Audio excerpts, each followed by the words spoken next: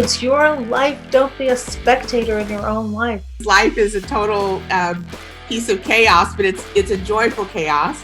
Women are joining the cannabis industry and they're starting businesses. The key thing to know is that you have rights. You have rights to equitable care. Now is the time where white people need to speak up and be like, okay, I got this. I think that's what employees are looking for, is honest conversations so that we can be our authentic selves at work. Representation is important. Representation is key. Diversity Reboot 2021, 5-day extravaganza of global leaders and hiring managers galvanized around building diverse, equitable, and inclusive workplaces as well as communities.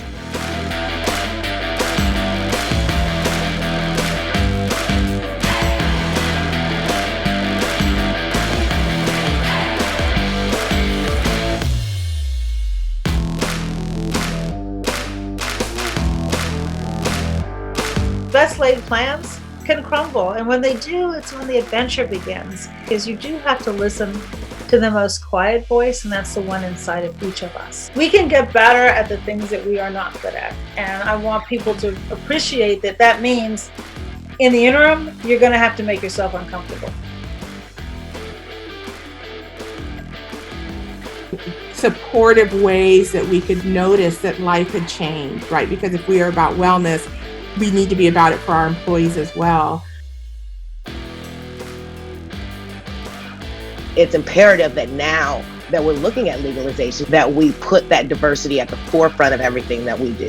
There's supposed to be more jobs in cannabis than manufacturing by the end of the decade. We will be legal within the next 2 years across all 50 states. It is imperative that people of color and women take their power and their real estate now.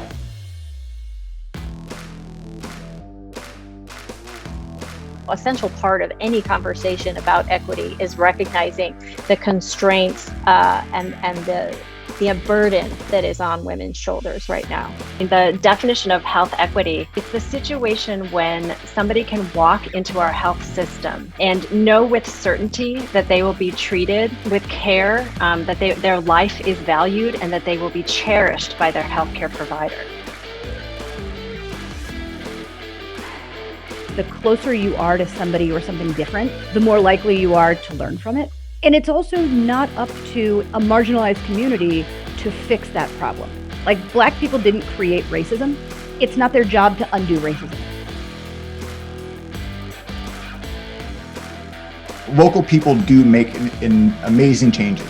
These kind of organizations never happen individually, that you need to work with other people and build networks. Organize where you're at, right? Not everyone is going to be out in the street protesting police brutality. These are women in very, many of them are in very repressive, authoritarian, patriarchal countries, but technology can be very liberating for women. I think attrition is one of the biggest things that companies are starting to watch now for the first time, to talk about the Black employee experience more explicitly. Think about what we can do to help them feel seen that will increase those engagement numbers and productivity numbers.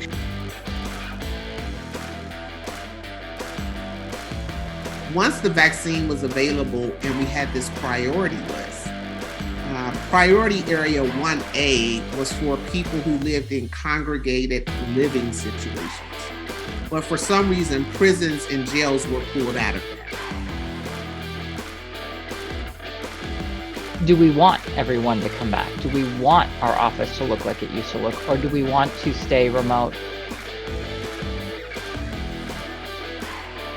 The cost of doing too little in this moment to provide relief and to support recovery is far greater than the cost of doing too much. She didn't twirl just a baton. That baton was on fire. This girl is on fire! Thank you. It's a little Julia Sugarbaker from the classic Designing Women.